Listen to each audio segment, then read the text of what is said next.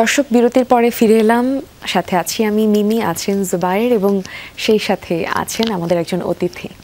তার সাথে আমরা পরিচয় করিয়ে দিতে চাই, আলাপে যেতে চাই। তবে সাম্প্রতিক সময়ের একটি ঘটনা মনে করিয়ে দিব। অনাকাঙ্ক্ষিতভাবে বাংলাদেশে একটা লম্বা সময় পর উত্তর পূর্বাঞ্চলে ভয়াবহ একটি পরিস্থিতি তৈরি হয়েছিল। বাঁধ ভেঙে প্লাবনের পানি প্লাবিত করেছিল স্বপ্নের বাসভূমিকে।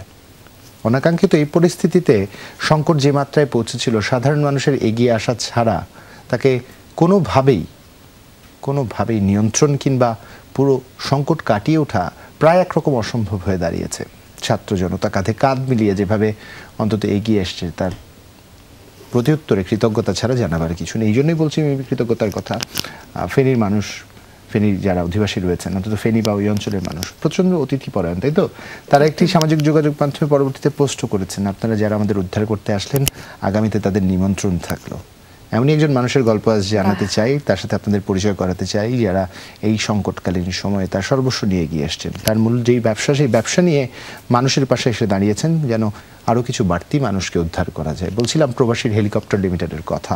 তার ব্যবস্থাপনা পরিচালক আজ আমাদের সাথে আছেন বায়েজিদ আল হাসান। শুভ সকাল, স্বাগত সকালের বাংলাদেশে। কেমন আছেন? শুভ সকাল।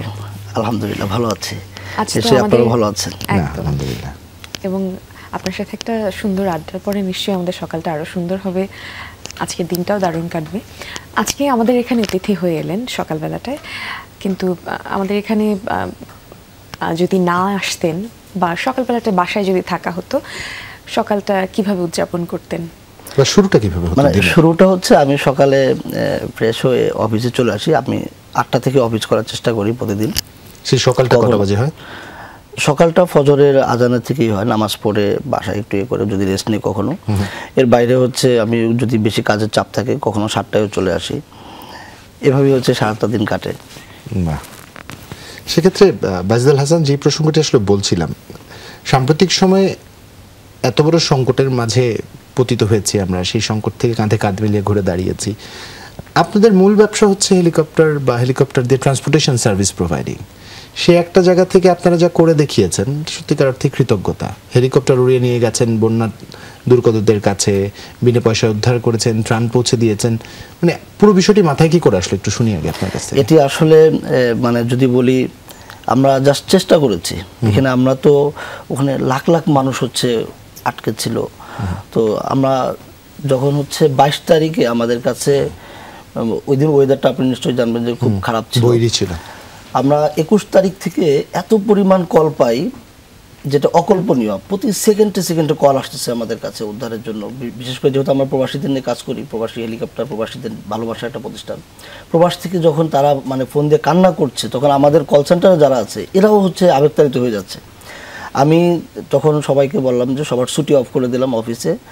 সবাই অফিসে তখন ডিউটি করছে এবং সবাইকে বললাম যে এখানে বাসায় তো কেউ যেতেই পারবেই না, বরঞ্চ এখানে আমাদের কল সেন্টারে 15 জনকে বললাম যে তারা এখানে বাই রোস্টারিং, আপনার একজন 6 ঘন্টা ডিউটি করবে, সে এখানে অফিসে রেস্ট করবে, আবার 6 ঘন্টা করবে।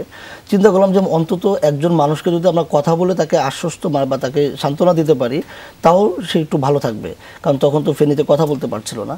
তো এভাবে হচ্ছে আমরা চিন্তা করলাম যে আমরা একটু উদ্ধারে যাই। কিন্তু উদ্ধারে যে যাবো, আমাদের হেলিকপ্টারগুলো তো আসলে রেস্কিউ হেলিকপ্টার না, সিভিল এভিয়েশনে অনেকগুলো বিষয় থাকে এখানে। তারপর আমরা হচ্ছে 22 তারিখে সিভিল এভিয়েশনে পারমিশনের জন্য সকল পেপার সব কিছু দিলাম। 22 তারিখে যেহেতু ওয়েদার খুব খারাপ ছিল, আমরা চেষ্টা করছি যে সকাল, আমি মানে 3 দিন পুরো ঘুমাইতে পারিনি আমি তাদের কলে কলে এবং কিভাবে উদ্ধারে যাওয়া যায়, মানে আমি মানে ফুললি আপনার হচ্ছে এটার পিছনে ছিলাম। নিশ্চয়ই নিজের একটা মানসিক যন্ত্রণা কাজ করে, আমরা যেতেও পারছি না, মানুষকে বোঝাতে পারছি না।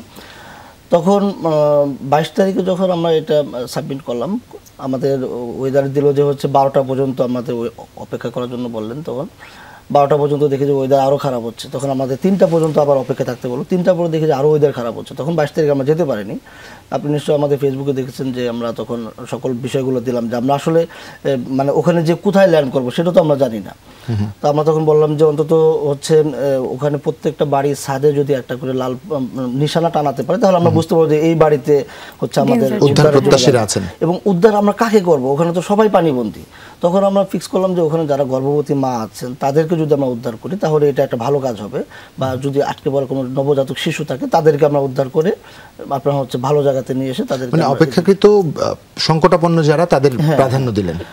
তো তখন তো আমরা যেতে পারিনি। আমরা 23 তারিখে হচ্ছে সকাল আমরা 8টার দিকে এয়ারপোর্টে যাই, তখন ওয়েদারটা একটু ভালো ছিল। আমরা প্রথম হচ্ছে ফ্লাই করি ঢাকা থেকে, মানে নিরুদ্দেশ, মানে আমরা কোথায় ল্যান্ড করবো কোনো কিছু জানি এরকম, মানে আমাদের কখনো ফ্লাইট হয়নি। আমরা আগে তো ফ্লাইটগুলো কোথায় ল্যান্ড করবে আমরা এগুলো সমস্ত সব কিছু সেট আপ করে সিভিল এভিয়েশন থেকে পারমিশন নিয়ে দেন হচ্ছে সেখানে যায়, অনেকগুলো সেফটি বিষয় থাকে। তো আমরা একেবারেই মানে নতুন ইয়েতে গেলাম। পাইলটকে বললাম যে হচ্ছে যদি মানে কোনো দুর্ঘটনা ঘটে আমি তো মারা যাবো, চলেন নিজের সহ গেছেন। গেলাম, যাওয়ার পরে আমরা প্রথমে হচ্ছে পুরো ফেনীটাকে আমরা হচ্ছে একটা রেকি করলাম যে কোন জায়গাতে ল্যান্ড করা যেতে পারে, কারণ নিচে তো ল্যান্ড করার মতো মানে কোনো অবস্থাই না, সব পানি, নিয়মিত যে জায়গাগুলো ছিল স্থলভূমি সেগুলো তো প্লাবিত হয়েছে, সব তো পানি। এখন ছাদে যে নামবো, ছাদগুলো তো আসলে আপনার হেলিকপ্টার নামার মতো উপযোগী কিনা। তো তারপর আমরা দেখলাম যে কোন কোন ছাদগুলো আছে, অনেকগুলো দেখা যায় যে পুরনো, সেগুলো তো ওইভাবে নামানো যায় না। তারপর আমরা ওখানে নামিয়েছি যেখানে দেখা যায় যে আমরা হেলিকপ্টারকে ফুল প্রেশার না দিয়ে একটু ইয়েতে রেখে আমরা ল্যান্ড করেছি। হ্যাঁ, তো এমন এমন জায়গাতে আমরা ল্যান্ড করেছি, দেখা যায় যে আমরা মানে স্টেজটা একই ছাদে রাখতে পারিনি, 2 ছাদ মিলিয়ে তারপর হচ্ছে আপনার ল্যান্ড করেছি, এরকম রিস্ক নিয়েছি। আবার অনেক সময় দেখা যায় যে প্রথম যেখানে আমরা ল্যান্ড করলাম ওটা ছিল মানে যদি বলি আমার জীবনের সর্বোচ্চ ঝুঁকিপূর্ণ একটা অবতরণ। ওই ছাদটা ছিল মানে এত ছোট, আবার হচ্ছে ছাদের উপরে রডগুলো ছিল আপনার মোটামুটি 1 ফিট 1.5 ফিট এরকম রড ছিল উঁচু উঁচু করা, মানে এক্সটেনশনের জন্য ওইভাবে রেখেছেন। আবার হচ্ছে ওখানে সিঁড়ির জন্য যে একটা ছোট টালির মতো থাকে ওই ঘরের ছিল, চারপাশে গাছ, নিচে পানি, ওদিকে মানুষজন, কারণ ওখানে তো সেফটিও না, আমাদের সেফটি পাঠাবো ওখানে, সবাই হেলিকপ্টার দেখে তো হুমড়ি খেয়ে পড়ে। তো যখন আমরা ওখানে ল্যান্ড করি 4 বার আমরা ট্রাই করি ল্যান্ড করার জন্য, কিন্তু কোনোভাবে হচ্ছে ল্যান্ড করতে পারছিলাম না।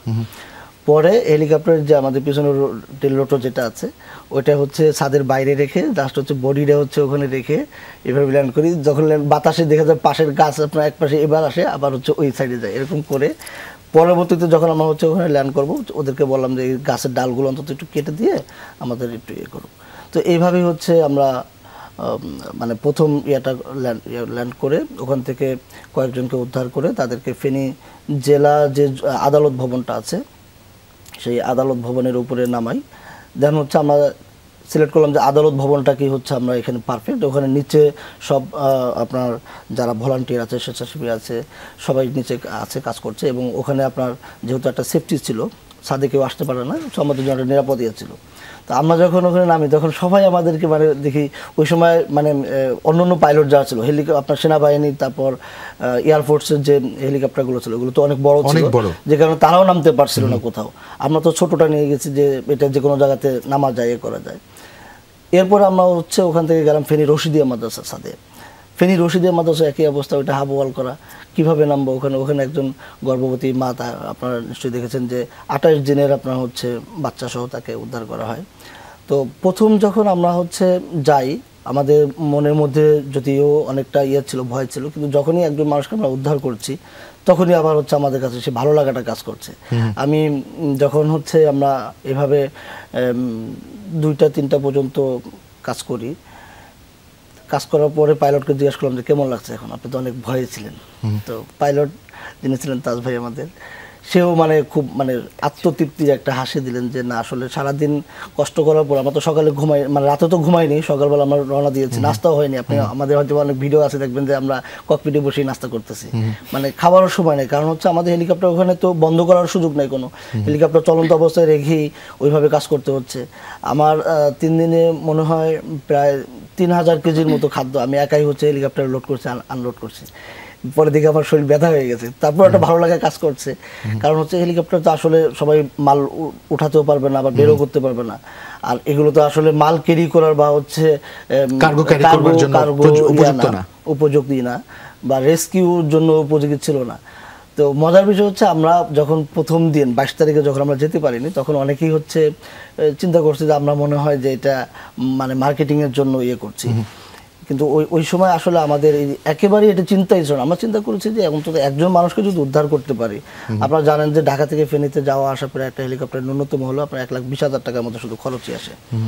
তো আমাদের ইয়ে ছিল যদি আমরা একজন মানুষকে উদ্ধার করতে পারি, একজন মানুষকে বাঁচাতে পারি, তাহলে এটা আমাদের জন্য একটা সান্ত্বনা বা এটা। কারণ হচ্ছে এই সকল মানে জরুরি মুহূর্তে প্রতিষ্ঠান হিসেবে আমাদের তো কিছু দায়বদ্ধতা আছে।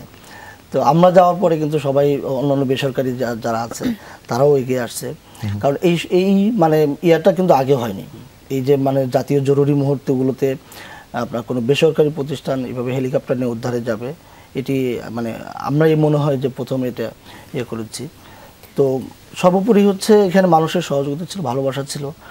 আমাদের যে পরিমাণ মানুষের ভালোবাসা দেখিয়েছেন, এটি আমাদের জন্য মনে করি যে সবচেয়ে বড় একটা পাওয়া। না, নিঃসন্দেহে আপনারা যা করেছেন তার সাহসিকতার পরিচয় বহন করে। ছোট্ট প্রশ্ন ছিল, আপনি না হয় আবেগতাড়িত হলেন, আপনার কল সেন্টারে প্রচুর ফোন আসছে, সেই ফোনগুলো রিসিভ করে কল সেন্টার এজেন্টদের রিয়াকশন আপনি দেখেছেন, আবেগতাড়িত অবস্থা দেখেছেন, নিজেও আবেগস্রুতে ভেসেছেন। পাইলট স্বাভাবিকভাবেই নিজের নিরাপত্তার কথাটি চিন্তা করবেন, কারণ তিনি ঠিক এভাবেই ট্রেন্ড। তাকে কিভাবে কনভিন্স করলেন? মজার বিষয় হলো, আমরা 22 তারিখে যখন উদ্ধারের জন্য যাব, 21 তারিখে বাংলাদেশে অনেকগুলো মিডিয়াতে দেখবেন যে রাইসির মৃত্যুর নিয়ে একটা নিউজ হয়েছিল বাংলাদেশে অনেকগুলো জাতীয় মিডিয়াতে, যে এই ধরনের আবহাওয়াতেই রাইসির হেলিকপ্টারটা বিধ্বস্ত হয়। তো তখন কিন্তু মানে পাইলটদের মাঝে আরো মানে আতঙ্ক ছড়িয়ে পড়ে। তো এই ধরনের মানে যদি এর আগেও একবার এরকম হয়েছিল যে আমাদের একজন প্রবাসী, তার বাবা মারা গেছেন, ওয়েদার খুব খারাপ, মানে এতটাই খারাপ যে আমরা হচ্ছে এখান থেকে সামনে 100 ফিট দূরত্ব আমরা দেখতে পাচ্ছি না। তো তার বাবা যেহেতু মারা গেছে, জানাজায় যেতে হবে। তো আমি পাইলটকে বললাম যে চলেন, আমি সহ যাবো, যদি মারা যায় তো আমি তো আছি। মানে এইভাবে মানে মানে বিশেষ বিশেষ মুহূর্তগুলোতে আমি পাশে থেকে হচ্ছে সাহস দেই। এবং আমাদের তাজ ভাই এবং শাহরির ভাই, আমাদের যারা ইয়ে আছেন, শফিক ভাই, তারা মানে এই রিস্কগুলো নেন, মানবিকতার বিবেচনায় আসে। আপনি জানেন যে আমরা 23 তারিখে যখন হচ্ছে যাই, আমাদের কাছে এত পরিমাণ মানে মেসেজ আসছে, আমরা যে কাকে উদ্ধার করতে যাব এটা আমরা ট্র্যাক করতে পারছিলাম না। তো অনেকেই বলেন যে হচ্ছে তার স্ত্রী গর্ভবতী অবস্থায় আছেন, তাকে উদ্ধার করতে হবে, বাবা মা আছেন। তো আমরা পরের দিন মানে 24 তারিখে আমরা তখন হচ্ছে মাইক নিয়ে যে প্রত্যেকটা মানে যে ছাদগুলোতে আমাদেরকে বলেছে যে এই ছাদগুলোতে আছে, আমরা ওইভাবে, ওখানে তো নেটও কাজ করে না, আমরা কিভাবে ইয়ে করবো, ঢাকা থেকে আমরা সকল কিছু ওইভাবে নোট ডাউন করে জিও লোকেশনগুলো দেখে ওইগুলো সেট করে। ভাই এই বিষয়টি একটু বিস্তারিত জানতে চাই, বিরতি নিয়ে ফিরি আমরা, মানে মন মুগ্ধ হয়ে গেছিলাম যখন বর্ণনা শুনছিলাম। দর্শক, সময় নিয়ন্ত্রণে আমাদের থাকতে হচ্ছে, একটা ছোট্ট বিরতি নিয়ে নেই, কোথাও যাবেন না, সঙ্গে থাকুন, ফিরছি।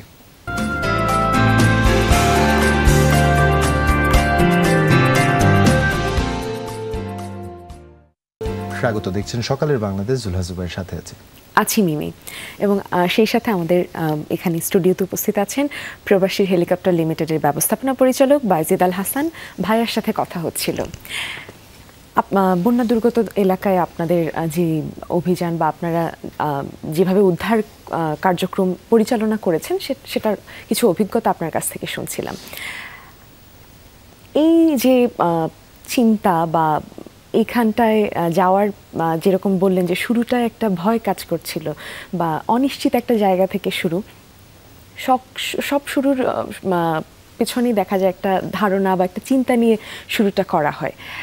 যখন প্রথম আপনাদের এই প্রতিষ্ঠানটি প্রবাসীর হেলিকপ্টার লিমিটেড, এটিকে যখন হচ্ছে প্রথম আপনারা যাত্রা শুরু করলেন, সেই সময়ের কোন চিন্তা থেকে আসলে এটা শুরু করা হয়েছিল?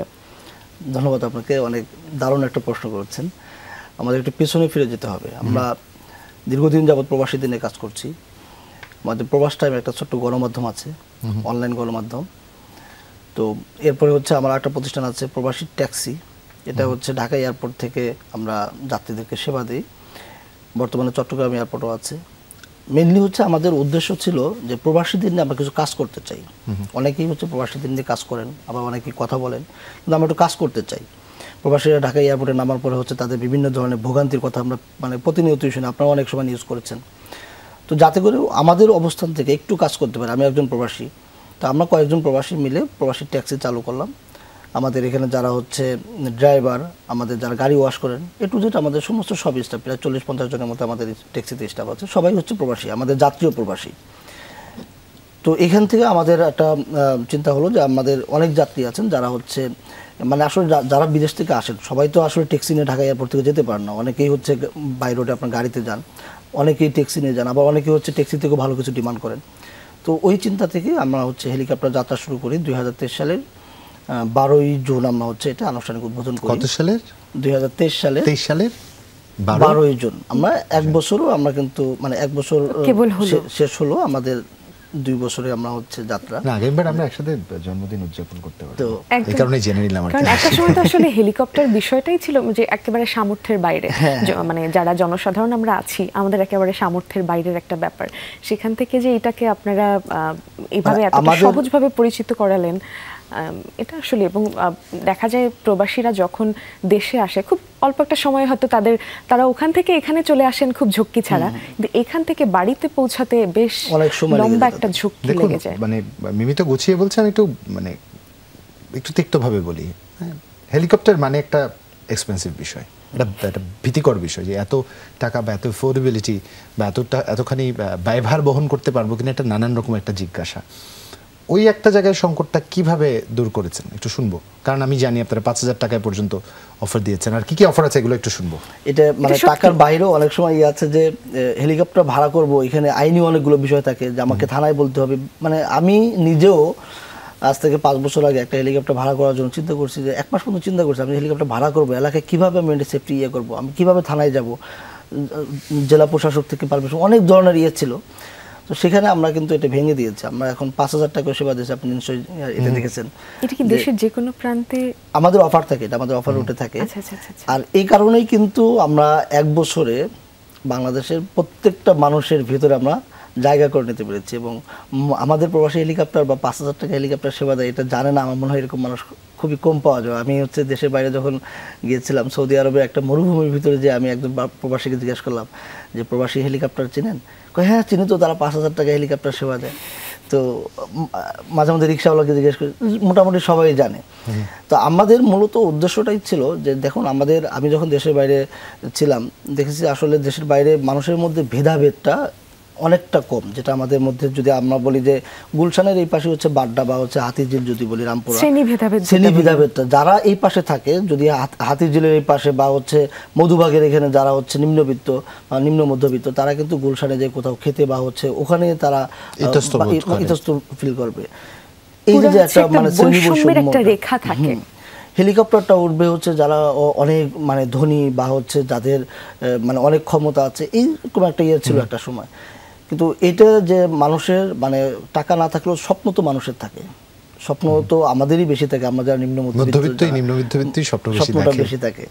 তো আমি চিন্তা করলাম যে এদের নিয়ে কাজ করার জন্য। দেন হচ্ছে আমরা শুরু করলাম আমাদের 5,000 টাকার অফারে। যে আপনি দেখবেন যে আজকে সকালেও আমাদের একটা রুটে অফার হয়েছে যে আগামী 21 তারিখে ঢাকা থেকে মুন্সিগঞ্জ আমরা 5,000 টাকা হেলিকপ্টারে দিচ্ছি, আবার মুন্সিগঞ্জ থেকে ঢাকায় 5,000 টাকা হেলিকপ্টারে দিচ্ছি। আচ্ছা। এবং আরেকটা বিষয় হলো, এটার বাইরেও যখন ছাত্র আন্দোলনের মানে তুমুল যখন বাংলাদেশ উত্তপ্ত, তখন তো মানে এমন অবস্থা ছিল যে হেলিকপ্টার দেখলে মানুষ হচ্ছে ভয় পায়। হেলিকপ্টার তখন একটা আতঙ্কের নাম ছিল যে হেলিকপ্টার থেকে গুলি করা হয়, আবার আগ্রহের নামও ছিল। হ্যাঁ, মানে যখন ছাত্র আন্দোলন যখন হেলিকপ্টার থেকে যখন গুলি করা হলো, তখন হেলিকপ্টার দেখলে মানুষ হচ্ছে ভয় পেত। তো আমরা ওই সময় 4 তারিখে আপনি দেখবেন যে আমরা বিভিন্ন জায়গাতে আমাদের যে সকল প্রবাসী আটকে ছিল তাদের ভিসার মেয়াদ চলে যাচ্ছে, এরকম আপনার বেশ কয়েকটা। আমি সকালবেলা হেলিকপ্টার নিয়ে হচ্ছে খুলনা, যে আমাদের একজন প্রবাসী তার বাবা মারা গেছে, সে কীভাবে যাবে? তখন তো 4 তারিখে তো কোনো গাড়ি যেতে পারছে না। সে ঢাকা থেকে তাকে আমরা খুলনা নামিয়ে দেয়। এখন খুলনা কোথায় নামাবো আমরা তাকে? ওখানে তো মানে চরম পর্যায়ে মারামারি হচ্ছে খুলনাতে। তো আমরা ওখানে 8 দিনের যে হসপিটালের যে হেলিপ্যাড আছে, নিজস্ব হেলিপ্যাড, সেখানে তাকে হচ্ছে নামিয়ে দিলে দেন হচ্ছে আবার ঢাকাতে এসে আমরা আরও 2 জন প্রবাসী, তারা হচ্ছে কুমিল্লাতে আটকে ছিল, তাদের ফ্লাইট ছিল বিকেলে, তারা ওখান থেকে কিভাবে আসবে, তারা তো পুরো আটকে আছে ফ্যামিলি সহ, তাদেরকে উদ্ধার করে নিয়ে আসলাম। তো আমরা যখনই যাই তখনই মানে ভিতরে থাকে যে মানুষ নিচে, তো আপনার হচ্ছে তখন সাধারণ জনতার এয়ারপোর্টের বাইরে তখন তুমুল মারামারি হচ্ছে। তো আমরা একটু ঘুরে আপনার হচ্ছে ফ্লাই করি, উপর দিয়ে বেশি উপর দিয়ে মানে 500 ফিট উপর দিয়ে আমরা ফ্লাই করি, মানে অনেকটাই ঝুঁকি নেই। কারণ হচ্ছে হেলিকপ্টার দেখে কেউ যদি নিচ থেকে গুলি করে তখন তো আইন শৃঙ্খলা চরম অবনতি, বা কোন হেলিকপ্টার যে উদ্ধারে আর কোন হেলিকপ্টার যে আপনার গুলি করে এটা তো মানুষ বুঝবে না, মানুষ দেখলেই তো বুঝে যায় এটাই মনে হয় সেই হেলিকপ্টার। এবং আমরা যখন হেলিকপ্টার নিয়ে কুমিল্লার দিকে যাই তখন কুমিল্লা ইলিয়টগঞ্জ থানাতে চরম পর্যায়ে মারামারি হচ্ছে, এবং ওই সময় অগ্নিসংযোগ করা হয়। তখন আপনার সামরিক হেলিকপ্টার ওদিকে ছিল। তো সবকিছু মিলে যখন আমরা হচ্ছে ঝুঁকি নিয়ে একজন প্রবাসীকে উদ্ধার করতে পারি, আমরা যখন একটা অপারেশন বা একটা মিশন যখন সাকসেস করতে পারি তখন আমাদের এই ঝুঁকিগুলো আসলে ভিতরে থাকে না, আমরা তখন মানে আত্মতৃপ্তির জায়গায় ফিরে আসে। আপনারা যখন ফেনীতে আমরা উদ্ধারে যাই সকাল থেকে সন্ধ্যা পর্যন্ত, আপনারা নিশ্চয়ই জানেন যে বাংলাদেশে আপনার সানসেটের আগেই হচ্ছে হেলিকপ্টারগুলো হ্যাঙ্গারে ফিরে আসতে হয়।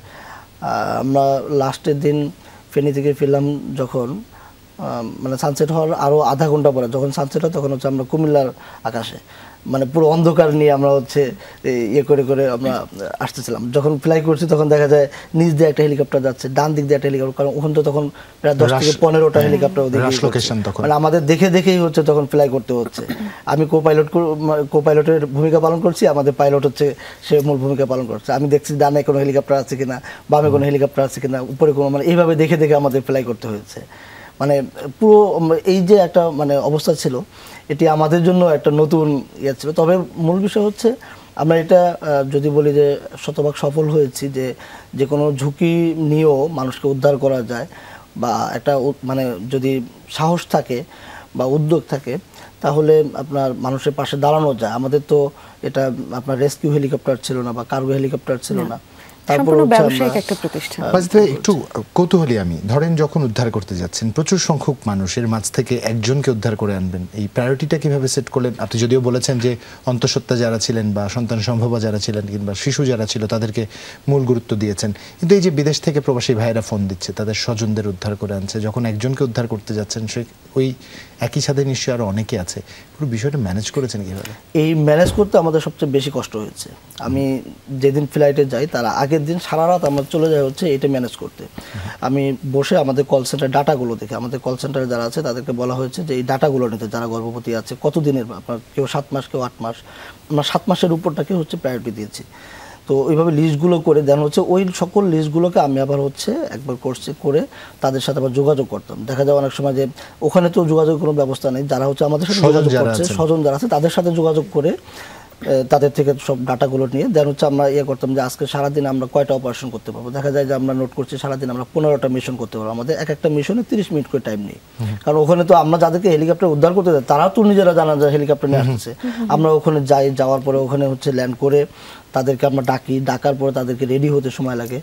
কারণ আমাদের ফ্লাইট করতে আমাদের আকাশের সময় যায় 3 থেকে 4 মিনিট, কিন্তু আমাদের ওই আপনার ওয়েটিং সময়টা হচ্ছে ওয়েটিং এবং হচ্ছে ল্যান্ডিংটা, কারণ ল্যান্ডিং এর আগে আমরা যেভাবে একবার রেডি করে নিয়ে তারপর হচ্ছে ল্যান্ডিং করতে হয়।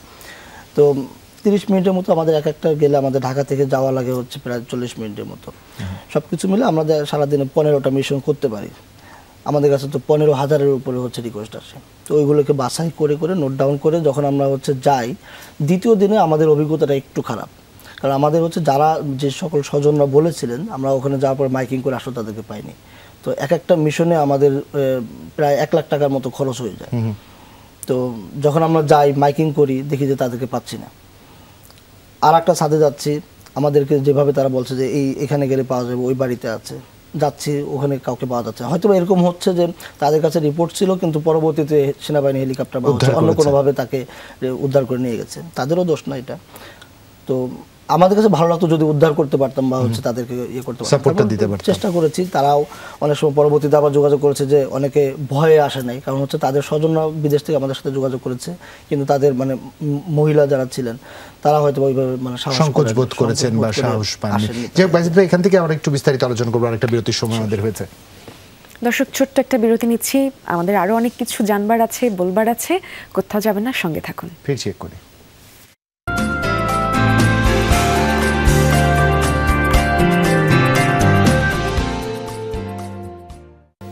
দর্শক বিরতির পরে আরো একবার আমন্ত্রণ সকালের বাংলাদেশের এই আয়োজনে। সাথে আছি আমি মিমি, আছেন জুবায়ের এবং আমাদের সাথে আমাদের অতিথি আছেন প্রবাসী হেলিকপ্টার লিমিটেডের ব্যবস্থাপনা পরিচালক বাজিদ আল হাসান আছেন, যার সাথে আলাপচারিতা চলছিল। বাজিদ আল হাসান, স্বাভাবিকভাবে অনেকের কাছে হেলিকপ্টার শুধুমাত্র দূর থেকে দেখা একটি যান, যারা উদ্ধার কাজে গেছেন, যাদের উদ্ধার করতে গেছেন তারাও কিছুটা ভীত ছিল, খুব স্বাভাবিকভাবেই। ফেনীতে পুরো উদ্ধার প্রক্রিয়ায় আপনারা যতখানি সংযুক্ত ছিলেন, যতখানি করতে পেরেছেন আপনাদের সাধ্যের মধ্যে, একটু আপনার অভিমতটা জানতে চাই, পরিস্থিতি আসলে কেমন ছিল? আমরা গণমাধ্যম যা দেখিয়েছি, যতখানি দেখিয়েছি, কতখানি যথার্থ দেখাতে পেরেছে, কিংবা এর চেয়ে কতটা ভয়াবহ ছিল, কতখানি নিজের চোখে দেখেছি? ওখানে পরিস্থিতি এতটাই ভয়াবহ ছিল যেটি আসলে ওখানে না দেখলে বোঝার মতো না। আমরা হেলিকপ্টার দিয়ে যখন পুরো ফেনীর একটা ভিডিও আমরা দিয়েছিলাম যে কি অবস্থা ছিল ওখানে, মানুষ যারা উদ্ধারে যাবে পানির প্রথম দিকে এমন স্রোত ছিল যে তারা যে ওখানে আপনার নৌকা নিয়ে বা স্পিড বোট নিয়ে যাবে এরকম কোনো পরিস্থিতি ছিল না।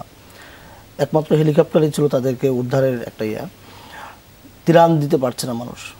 ওখানে যারা উদ্ধারে যাচ্ছে তারা তো ওখানকার পরিচিত কেউ না, ঢাকা থেকে যাচ্ছে, তারা তো চিনে না কোথায় যাবে, আর ওখানে নেটও কাজ করছে না, মানে পুরো একটা বিভীষিকাময় একটা অবস্থা। আমি আমার জীবনে এরকম মানে দেখিনি। আমরা যখন ঢাকা থেকে যাই, আমাদের একটা হেলিকপ্টার ঢাকা থেকে ফেনী ফ্লাই করার পরে 1 থেকে 1.5 ঘন্টার মতো ফ্লাই করতে পারে, কারণ যে ফুয়েল থাকে সেই ফুয়েল দিয়ে। তো আমরা ওখানে সারাদিনের জন্য যখন যাবো, ওখানে তো রিফুয়েলিংয়ের কোনো সিস্টেম নেই।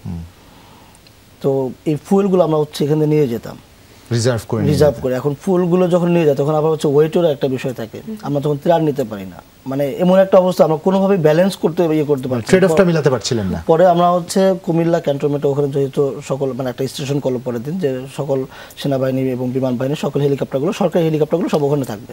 তো আমরা চিন্তা করছিলাম যে তাদের সাথে যোগাযোগ করার চেষ্টা করছি, কয়েকজনের সাথে কথা বলছি ক্যান্টনমেন্টের ভিতরে, যে যদি হচ্ছে ওখান থেকে আমরা রিফুয়েলিংটা নিতে পারতাম তাহলে হচ্ছে আরো বেশি সাপোর্ট দিতে পারতাম। এই রিফুয়েলিংয়ের একটা বিষয় ছিল। আমার পাইলটকে যদি ওখানে রাখার সুযোগ থাকতো, আমাদের ইঞ্জিনিয়ার, আমরা পরে একটা চিন্তা করেছি যে আমাদের পুরো সেটআপ ওখানে নিয়ে যাবো, কারণ তাহলে খরচটা অনেক কমে আসবে, বেশি সংখ্যক মানুষকে সাপোর্ট দিতে পারবো, সময়টা, তারপরে এখানে খরচটাও অনেক একটা বড় বিষয় হয়ে যায়। এটা পরবর্তীতে দেখলাম যে না, মানুষ আপনার যেখানে নৌকা যাচ্ছে আপনার 2 দিন পরে তো মোটামুটি স্বাভাবিক হচ্ছে। তখন আমরা চেষ্টা করলাম যে এখন উদ্ধার না, এখন হচ্ছে আমরা ত্রাণ করি। অনেক জায়গা আছে যেখানে আপনার রাস্তা ভেঙে গেছে, আপনার পানি নেমে গেছে, এখন তো নৌকা যাচ্ছে না, রাস্তা ভাঙা, এখন তো গাড়িও যাচ্ছে না ওখানে, তাহলে ত্রাণ কিভাবে যাবে? তো আমাদের যারা কর্মী ছিল আমাদের ওখানে সবাইকে দিয়ে যেখানে যেখানে ত্রাণ পৌঁছানো যায় ওদেরকে দিয়ে ত্রাণ দিয়েছি।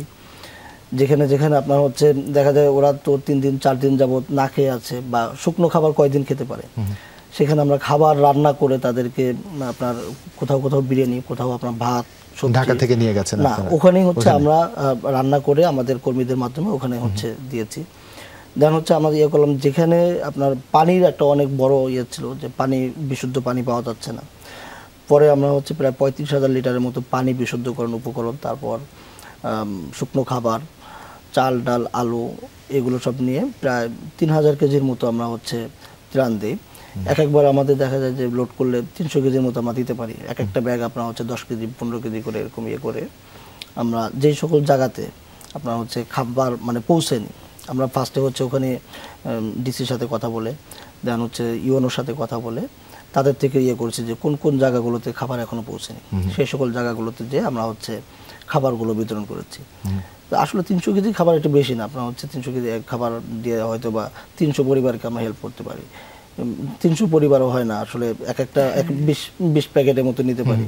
তো 20 প্যাকেটে যদি 20 জনকে দেই, তো 20 জনের জন্য তেমন কোনো কিছু না, কারণ হচ্ছে আমাদের যদি বড় হেলিকপ্টার থাকতো তাহলে হয়তো বা আমরা অনেক বেশি নিতে পারতাম। তারপর হচ্ছে আমাদের অবস্থান থেকে যতটুকু মানে করা যায় আমরা সর্বোচ্চ। এই জন্য কৃতজ্ঞতা, এবং ফেনীবাসীর পক্ষ থেকে আপনার আরো একবার দাওয়াত থাকলো, যখন সব স্বাভাবিক হয়ে যাবে আসবেন আমাদের ফেনীতে। আমরা ফেনীর মানুষ আতিথেয়তায় খুব চমৎকার, সেটা নিজেদের কথা বলেই রাখলাম। একটু বাজিদ ভাই এবার সামগ্রিক বর্তমানে আসতে চাই। বেসরকারি খাতে হেলিকপ্টার ব্যবসা বা এই যে বাণিজ্য, এই পুরো বিষয়টি কতখানি সম্ভাবনাময় খাত মনে হয়? এটা তো মানে খুবই সম্ভাবনাময় একটা খাত, কারণ হচ্ছে আপনি জানেন যে আগামী দিনটা হচ্ছে আপনার এভিয়েশনের। মানুষ এখন হচ্ছে আকাশ দিয়ে উঠছে, এখন নিচে যেভাবে ট্রাফিক ব্যবস্থা হচ্ছে, দুবাইতে আপনার ট্যাক্সি চালু হয়েছে, এয়ার ট্যাক্সি, ফ্লাই ট্যাক্সি। আপনি নিশ্চয়ই জানেন যে এবার সৌদিতে উমরার সময় হচ্ছে, হজের সময় এয়ার ট্যাক্সিগুলো তারা করেছিল। তো একটা সময় এমন হবে যে মানুষ হচ্ছে এখন জেট শুট বানাচ্ছে, উড়বে। আপনার সিঙ্গেল হেলিকপ্টার, এমন হেলিকপ্টার হচ্ছে যে আপনার নিজেই সেলফ ফ্লাইং হেলিকপ্টার যেগুলো। একটা সময় হচ্ছে কি মানুষ তো এখন মানে সময়টাকে সবচেয়ে বেশি মানুষের গুরুত্বপূর্ণ। আমি যদি বলি যে আমার স্বর্ণের থেকে বা সবকিছু থেকে আমি নিজে যেটা উপলব্ধি করি যে মানুষের সময়টা হচ্ছে সবচেয়ে দামি। কারণ আমার যদি কোটি টাকা হারিয়ে যায় বা নষ্ট হয়ে যায়, এটা আমি পাওয়ার সুযোগ আছে, কিন্তু আমার যে সময়টা চলে যাচ্ছে সেই সময়টা তো আমি পাবো না। যদি বলি যে আমাদের রামপুরা অফিস থেকে আপনার এখানে যদি অফিস টাইমে আসতে চাই, ন্যূনতম 2 ঘন্টা হাতে রাখতে হবে, অথচ 2 ঘন্টা আমি কিন্তু ঢাকা থেকে হেলিকপ্টার নিয়ে দিনাজপুর চলে যেতে পারি। তো মানুষের সময় আস্তে আস্তে, এখন মানুষ সবাই শর্টকাট চায়, সংক্ষেপে সবাই হতে চায়। সময়টা মানুষের একটা সময় অনেক গুরুত্বপূর্ণ হয়ে যাবে, তখন খুব শীঘ্রই দেখবেন যে হেলিকপ্টারটা বাংলাদেশ না শুধু সারা পৃথিবীতে অনেক সম্ভাবনাময় একটা হচ্ছে খাত। আমরা চিন্তা করছি এখন যে এই হেলিকপ্টারের বাইরে যে বড় যে ইয়েগুলো আছে আপনার এয়ার অ্যাম্বুলেন্স বা অ্যাম্বুলেন্স হেলিকপ্টার যেগুলো বেশি মানুষ ক্যারি করা যায়, এই ধরনের আপনার হচ্ছে কোনো কিছু আনা যায় কিনা। দেখা যায় আমরা যদি উদাহরণস্বরূপ বলি যে আমাদের যদি 10 সিটের একটা হেলিকপ্টার থাকে, ঢাকা থেকে যদি আমরা হচ্ছে বগুড়াতে করি, বগুড়াতে আমার খরচ হচ্ছে 1.5 লাখ টাকা। তো আমি বোঝার সাথে বলছি 1.5 লাখ টাকা যদি হয়, আমি যদি 10 জনকে নিয়ে যেতে পারি, আবার 10 জনকে আনতে পারি, তাহলে 20 জন হলো আমার, 20 জনকে 10,000 টাকা করে নিলেও আমার 2 লাখ টাকা আসতেছে। আমি কিন্তু তাদেরকে 10,000 মার্জিনে থাকছে না, হ্যাঁ, তাদেরকে সেবাটাও দিতে পারছি, কারণ তারাও কিন্তু আপনার হচ্ছে 10,000 টাকায় কখনোই হেলিকপ্টার নিয়ে ওখানে যাওয়ার চিন্তা করতে পারতাম। তো এইটাই আমরা এখন করছি, আমাদের এই 4 সিটারটা দিয়েই চিন্তা করছি যে এইভাবে শেয়ার ট্রিপগুলো দেওয়ার জন্য।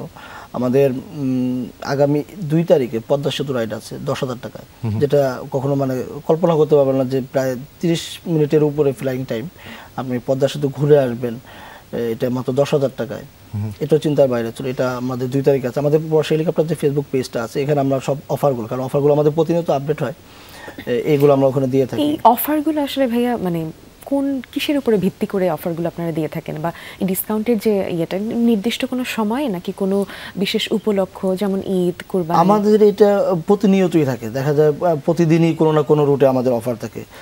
3 দিন আগে ছিল কুমিল্লাতে, এর আগে ছিল মুন্সিগঞ্জ, ছিল টাঙ্গাইল থাকে, আমাদের 14 তারিখে ছিল টাঙ্গাইল, সবগুলোই সোল্ড আউট হয়ে গেছে।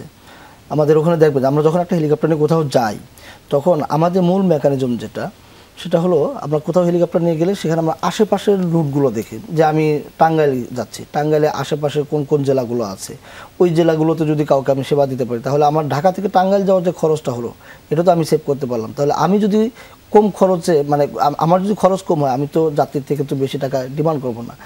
উদাহরণস্বরূপ বলে, যদি টাঙ্গাইলের পাশে কারো ওই দিন বিয়ে হচ্ছে, আমি ওই দিন তাকে বিয়ের জন্য সেবাটা দিতে পারলাম, সে যদি ঢাকা থেকে রিজার্ভ করে নিতে চাইতো, তাহলে তার কমপক্ষে 1.5 লাখ টাকা লাগতো, বিয়ের জন্য ন্যূনতম 1.5 লাখ টাকা আমাকে বাজার রাখতে হয়। কিন্তু আমার যেহেতু হেলিকপ্টার ওখানে তার এলাকায় যাচ্ছে, ওই দিনই যদি তাকে হচ্ছে কোনোভাবে ব্যাটে বলে মিলাইতে পারি, তাহলে ওই দিন তো সে 50,000 টাকা হেলিকপ্টার বিয়ে করতে পারবে। তো 50,000 টাকা হেলিকপ্টার বিয়ে, মানে যেখানে 1.5 লাখ টাকা নিতে সম্ভবই না, সেখানে আমি তাকে 50,000 টাকা দিতে পারি। তাহলে আমি আপনাদের এই ব্যবসায়িক কঠিন বিষয়গুলো বুঝি না, তবে সহজ করে যেটা বুঝি, আপনারা মানুষের সাধ্যের মধ্যে এনেছেন, এই জন্য একটা কৃতজ্ঞতা। এবং সর্বোপরি শুধু বাণিজ্যিক দিক বিবেচনায় না, সংকটকালীন সময় ঠিক যেভাবে আপনারা আপনাদের সর্বস্ব নিয়ে চেষ্টা করেছেন এবং ছাত্র জনতা সবাই যেভাবে এগিয়ে এসছে, নিঃসন্দেহে এক সম্ভাবনায় বাংলাদেশের স্বপ্ন আমরা সবাই মিলে দেখতে শুরু করেছি। কারণ কাঁধে কাঁধ মিলিয়ে রাষ্ট্র পুনর্গঠন থেকে শুরু করে সংকট মোকাবেলা, সকল ক্ষেত্রেই যে অসাধারণ দৃশ্য আমরা দেখছি, কি বলবো, মানে হয় না মানুষের আরো কিছুদিন বেঁচে থাকবার একটা তাগিদ বোধ হয়, যে পরিপূর্ণ বাংলাদেশটা দেখবার মতো সময় যেন বেঁচে থাকে, এরকম একটা পরিতৃপ্তির সময়ের অপেক্ষা করছি। ভাই, দর্শকরা আপনাকে শুনছে, যদি কিছু বলবার থাকে তাদের 30 সেকেন্ড আপনাকে সময় দিতে চাই। আপনার দর্শকদের কাছে আমরা দোয়া চাই, আমরা যেন আরো ভালো কাজ করতে পারি। আমাদের যে কাজ করার ক্ষেত্রে যে কাজ করে তারই ভুল হয়, আমাদের যদি কোনো ভুল থাকে সেগুলো আমাদের গঠনমূলক সমালোচনা করে আমাদেরকে ধরিয়ে দেওয়ার জন্য বলছি। সেই সাথে প্রবাসী হেলিকপ্টার নামে অনেক ভুয়া পেজ আছে, আমাদের কাছে প্রতিনিয়ত এই ধরনের অভিযোগ আসে, যারা হচ্ছে প্রবাসী হেলিকপ্টারের কথা বলে মানুষের থেকে টাকা নিচ্ছে। এই ধরনের কোনো পেজ, আমাদের প্রবাসী হেলিকপ্টার যে মূল পেজটা আছে, এটা বাংলাদেশে হেলিকপ্টার এভিয়েশনের সবচেয়ে বড় পেজ, প্রায় আমাদের হচ্ছে 5 লাখের মতো ফলোয়ার, এখন 4,80,000-এর উপরে, 90,000-এর উপরে এখন আছে এই পেজটা। এবং আমাদের এটা ট্রেডমার্ক করা প্রবাসী হেলিকপ্টার, ওখানে নিচে টিএম লেখা আছে, আমাদের ওয়েবসাইট দেওয়া আছে, আমাদের অফিস অ্যাড্রেস দেওয়া আছে, আমাদের ফোন নাম্বার দেওয়া আছে। এই সব কিছু করে, মানে আমাদের অরিজিনাল পেজ বাদে অন্য কোনো পেজে যোগাযোগ না করার জন্য অনুরোধ। অসংখ্য ধন্যবাদ আপনাকে। দর্শক, এরই সাথে আজকে এখানে ইতি টানছি। আমাদের সক্ষমতা স্বল্প, কিন্তু এর মাঝেও আমরা পূর্ণতা প্রাপ্তির প্রত্যাশা রাখি, স্বপ্ন দেখি। আজকে বিদায় নিচ্ছি, ভালো থাকবেন সবাই, শুভ সকাল।